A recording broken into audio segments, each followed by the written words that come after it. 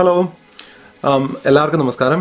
അപ്പോൾ ന്യൂസിലൻഡിലെ വിശേഷങ്ങൾ നമ്മുടെ മലയാളികൾക്കായിട്ട് പങ്കുവയ്ക്കുന്ന കിവി മച്ചാൻസിൻ്റെ അടുത്തൊരു ചെറിയ വീഡിയോയിലേക്ക് എല്ലാവർക്കും വീണ്ടും സ്വാഗതം.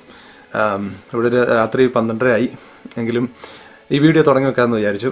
ഇന്നത്തെ സംഭവം എന്ന് പറയുന്നത് വളരെ ജീവിതഗന്ധിയായിട്ടുള്ളൊരു സംഭവമാണ്. നിങ്ങളത് സീരിയസ് ആയിട്ട് ചിന്തിച്ചൊന്നും തുടങ്ങണ്ട. വേറൊന്നുമല്ല, ഇന്ന് ഞാൻ ആഫ്റ്റർനൂൺ ഡ്യൂട്ടി ആയിരുന്നു. രാത്രി 11 മണിയാകുമ്പോൾ കഴിയും. അപ്പം ഈ ആഫ്റ്റർനൂൺ ഡ്യൂട്ടി കഴിഞ്ഞ് വന്നപ്പോൾ എനിക്ക് കിട്ടിയ ഒരു 8ന്റെ പണിയെക്കുറിച്ചുള്ള ഒരു വീഡിയോ ആണ്. അത് ഞാൻ പറഞ്ഞ സസ്പെൻസ് കളയുന്നില്ല, നിങ്ങളെ ആ വീഡിയോ ഞാൻ കാണിച്ചു തരാം. അത് കഴിഞ്ഞിട്ട് നമുക്ക് ബാക്കി കാര്യങ്ങൾ നമുക്ക് പറയാം. ഓക്കെ, വൈഫ് ഇട്ടെന്ന് പറഞ്ഞ സ്ഥലത്തൊക്കെ നോക്കി, അതൊന്നും കണ്ടില്ല. നമുക്ക് വേറെ സ്ഥലത്തൊക്കെ നോക്കാം. ഓക്കെ,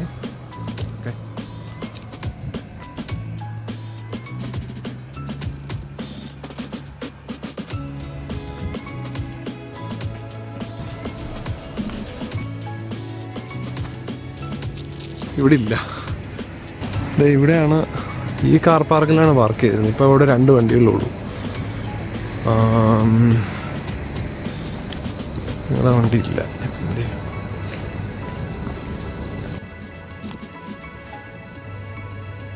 വൈഫ് പറഞ്ഞിടത്തൊന്നും വണ്ടിയില്ല. ഇനി അല്ലാതെ നമുക്ക് എവിടെയെങ്കിലും ഉണ്ടോ എന്ന് നോക്കാം. അവിടെയൊക്കെ പോയി നോക്കി, അവിടെ ഒന്നുമില്ല. ഇതൊന്നെങ്കിൽ സ്റ്റോളനാണ്, ഇല്ലെന്നുണ്ടെങ്കിൽ ടോവി. എനിക്ക് തോന്നുന്നത് ഈ ഒട്ടാഗ ആനിവേഴ്സറി ഡേ എന്ന് പറയുന്നത് ഓരോ പ്രൊവിൻസിൽ ഉള്ള, ഈ ഒട്ടാഗ എന്ന് പറയുന്ന സ്റ്റേറ്റിൽ മാത്രമുള്ള ഒരു പബ്ലിക് ഹോളിഡേ ആണ്. അത് ഹോസ്പിറ്റലും ഇവിടുത്തെ ലോക്കൽ ഗവൺമെൻറ്റും ഒക്കെ പബ്ലിക് ഹോളിഡേ ആയിട്ട് തന്നെയാണ് ഒബ്സർവ് ചെയ്യുന്നത്. പക്ഷേ ഇവിടുത്തെ മെഡിക്കൽ സ്കൂൾ അല്ലെങ്കിൽ ഡെൻ്റൽ സ്കൂൾ അത് ഒബ്സർവ് ചെയ്യുന്നുണ്ടോ എന്നുള്ളത് 100% എനിക്ക് ഉറപ്പില്ല. ഇനി അങ്ങനെ വല്ലതും ആയിരിക്കാം. ഇത് അങ്ങനെയാണെന്നുണ്ടെങ്കിൽ ടോ ചെയ്തുകൊണ്ട് പോകാതിരിക്കാൻ സാധ്യത കൂടുതലും. സ്റ്റോളനായിരിക്കാൻ വളരെ സാധ്യത കുറവാണ്. കാരണം ഇവിടെ എല്ലാം ക്യാമറകളുണ്ട്. ഇവിടെ ഈ ബുദ്ധിമുട്ടി വന്നാലും എടുത്തുകൊണ്ട് പോകുന്നില്ല ഈ ന്യൂസിലൻഡിൽ. എന്തായാലും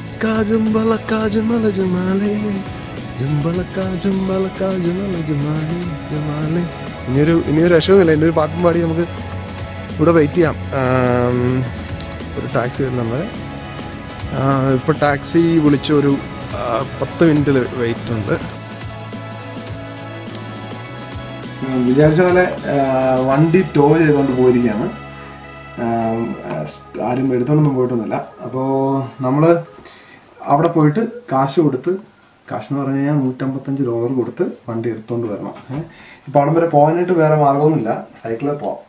എന്നിട്ട് വണ്ടി എടുത്തുകൊണ്ട് സൈക്കിൾ വണ്ടിക്കകത്ത് വെച്ചിട്ട് നമുക്ക് പോരാം.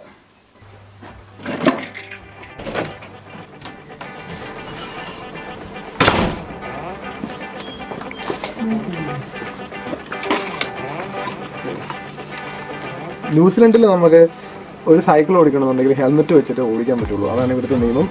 സൈക്കിളാണ് ഓടിക്കുന്നത്, എന്നാലും പോലീസ് ഇരിക്കും. അപ്പം നമുക്കിത് വെച്ചിട്ട് പോകാം.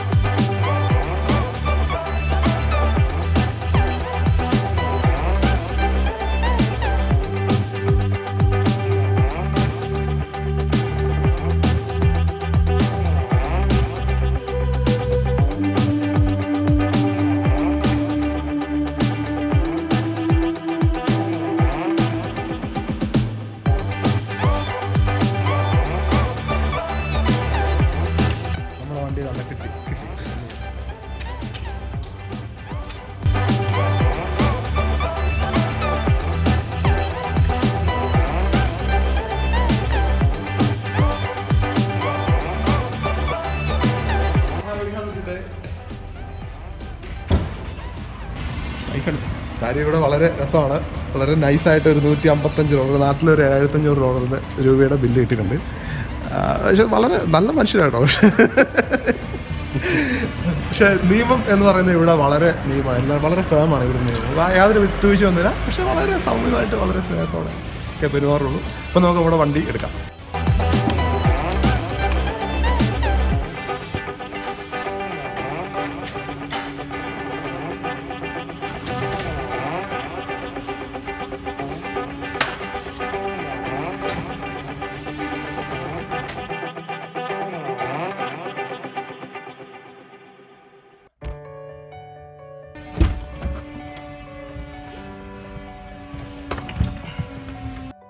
ന്യൂസിലൻഡിൽ നമുക്ക് എവിടെയൊക്കെ നമുക്ക് പാർക്ക് ചെയ്യാൻ പാടില്ല എന്നതിനെ കുറിച്ചാണ് നമ്മൾ പറയാൻ പോകുന്നത്. ഈ സൈൻ കാണുന്ന സ്ഥലത്ത് ഫാരൻഹൈറ്റ് അപ്പോൾ ആ ഒരു യെല്ലോ ലൈൻ ഉണ്ട്. അപ്പോൾ അവിടെ നമ്മൾ യെല്ലോ സർക്കിൾ ഉണ്ട്. അപ്പോൾ അതിൻ്റെ മുകളിൽ നമ്മൾ പാർക്ക് ചെയ്ത് കഴിഞ്ഞാൽ ഒരാൾ ആ വണ്ടിക്കകത്ത് ഉണ്ടെങ്കിൽ കുഴപ്പമില്ല, നമുക്ക് ആ വണ്ടി മൂവ് ചെയ്യാൻ പറയണം. അതാണ് ഉദ്ദേശം. ഈ സൈൻ കാണുന്നിടത്ത് ഒരിക്കലും പാർക്ക് ചെയ്യാൻ പാടില്ല. എന്താണ്? ക്ലിയർ വേ 7 to 9 PM എന്നൊക്കെ എഴുതി വെച്ചിട്ടുണ്ടാവും.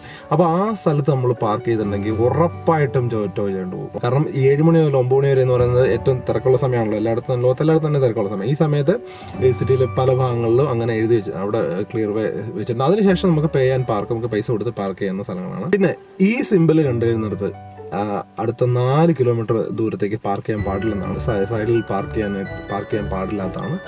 നമുക്ക് ന്യൂസിലൻഡ് വരുമ്പോഴത്തേക്ക് മനസ്സിലാവും. നമ്മൾ എവിടെയെങ്കിലും കുറച്ച് ഇടയുള്ള സ്ഥലം കിട്ടുമ്പോൾ അവിടെ പാർക്കബിൾ ആയിട്ടുള്ള വരച്ചിട്ടുള്ള സ്ഥലങ്ങളിൽ മാത്രമേ നമുക്ക് പാർക്ക് ചെയ്യാൻ പാടുള്ളൂ. P20, P30, P5 എന്നൊക്കെ പറയും. അതായത് 5 മിനിറ്റ്, 10 മിനിറ്റ്, 30 മിനിറ്റ് എന്നൊക്കെ കൃത്യമായിട്ട് അതിനകത്ത് എഴുതി വെച്ചിട്ടുണ്ട്. അത്ര സമയത്തല്ലാതെ നമുക്ക് അതിനകത്ത് അതിൽ കൂടുതൽ സമയം അവിടെ പാർക്ക് ചെയ്യാൻ പാടില്ല. പൈസ കൊടുക്കേണ്ട, അത് ഫ്രീ പാർക്കിംഗ് ആണ്. പക്ഷെ അതിൽ കൂടുതൽ പാർക്ക് ചെയ്ത് കഴിഞ്ഞാൽ ഫൈൻ ഉണ്ടാവും. പിന്നെ ഇവിടെ നമ്മൾ ഏത് സൂപ്പർ മാർക്കറ്റിൽ പോയാലും, നമ്മൾ എവിടെ ബാക്കി ഏത് സ്ഥാപനങ്ങളിൽ പോയാലും മിക്കവാറും നമുക്ക് കാണുന്ന ഒരു ഇതാണ്, ഡിസേബിൾസിന് ഒരുപാട് പാർക്കിംഗ് റിസർവ് ചെയ്യുന്നുണ്ടാവും. നമുക്ക് അവിടെ ആദ്യം പോയി പാർക്ക് ചെയ്യാൻ പാടില്ല unless you have A disability. പിന്നെ ഓഫ് കോഴ്സ് നമ്മൾ കാണും ബൈക്കിന് പാർക്ക് ചെയ്യുന്നുണ്ട്. ഒരു ബൈക്കിൻ്റെ ഒരു പിക്ചറായിട്ട് അവിടെ കൊണ്ട് മോട്ടോർ ബൈക്സിനും അല്ലെ സൈക്കിളുകൾക്ക് മാത്രമേ പാർക്ക് ചെയ്യാൻ പാടുള്ളൂ. ലോഡിംഗ് സോൺ എഴുതി വെച്ചിട്ടുണ്ടാവും, അവിടെ പാർക്ക് ചെയ്യാൻ പാടില്ല. നമുക്ക് അവിടെ വേറെ ഈ അങ്ങനെയുള്ള വണ്ടികൾക്ക്, അതായത് കൊമേഴ്ഷ്യൽ വെഹിക്കിൾസിന് മാത്രമുള്ള ഒരു പാർക്കിംഗ് ഇതാണ്, നമുക്ക് പാർക്ക് ചെയ്യാൻ പാടില്ല. ഓഫ് കോഴ്സ് പിന്നെ ബസ് സ്റ്റോപ്പുകളിൽ സൈൻസ് ഉണ്ട്, അവിടെ പാർക്ക് ചെയ്യാൻ പാടില്ല. ചുരുക്കം പറഞ്ഞു കഴിഞ്ഞാൽ നമ്മൾ എവിടെയെങ്കിലും പോയി പാർക്ക് ചെയ്യുകയാണെങ്കിൽ ജസ്റ്റ് അവിടെ നോക്കുക എന്തെങ്കിലും സൈൻ ഉണ്ടോ, എന്തായിരിക്കും സൈൻ. ചിലയിടത്ത് പാർക്ക് നമുക്ക് ചെറുതായിട്ടേ കാണുള്ളൂ, റെസിഡൻസിന് റിസർവ് ചെയ്ത് അവർ കാശ് കൊടുത്ത് മേടിച്ചിട്ടിരിക്കുന്നത്. അപ്പോൾ അവിടെയും പാർക്ക് ചെയ്യാൻ പാടില്ല. അപ്പോൾ ഇതൊക്കെ ഒന്ന് ശ്രദ്ധിക്കുക. വലിയ കാര്യമൊന്ന് ചുരുക്കം പറഞ്ഞു കഴിഞ്ഞാൽ നമ്മൾ എവിടെയാണ് പാർക്ക് ചെയ്യുന്നത് അവിടെ പോയിട്ടൊന്ന് നോക്കുക, ജസ്റ്റ് എന്താണ് അവിടെ എഴുതി വെച്ചിരിക്കുന്നത് അതിനനുസരിച്ച് പാർക്ക് ചെയ്യുക, ഇൻസ്ട്രക്ഷൻസ് പാലിക്കുക, നിയമം കറക്റ്റായിട്ട് പാലിക്കുക എന്നുള്ളതും. ഞങ്ങളുടെ ഈ ചെറിയ വീഡിയോ ഇത്ര നേരം സഹിച്ചിട്ട് കണ്ടിരുന്ന എല്ലാവർക്കും കിബി മച്ചാൻസിന്റെ എല്ലാവരും സ്നേഹം നിറഞ്ഞ നന്ദി അറിയിക്കുന്നു. ഈ വീഡിയോ ഇഷ്ടപ്പെടുകയാണെങ്കിൽ നിങ്ങൾ എല്ലാവരും ലൈക്ക് ചെയ്യുക, ഷെയർ ചെയ്യുക, കമൻസ് നമ്മളെ കൺസ്ട്രക്റ്റീവായിട്ട് നമുക്കുള്ള ഒരു കമൻസ് പറയുക. നമ്മൾ അതിനനുസരിച്ച് ചേഞ്ച് ചെയ്യാൻ ശ്രമിക്കുന്നതായിരിക്കും. വീണ്ടും കാണുന്നതിന് വരെ എല്ലാവർക്കും നന്മകൾ ആശംസിക്കുന്നു. അപ്പോൾ ബൈ ബൈ.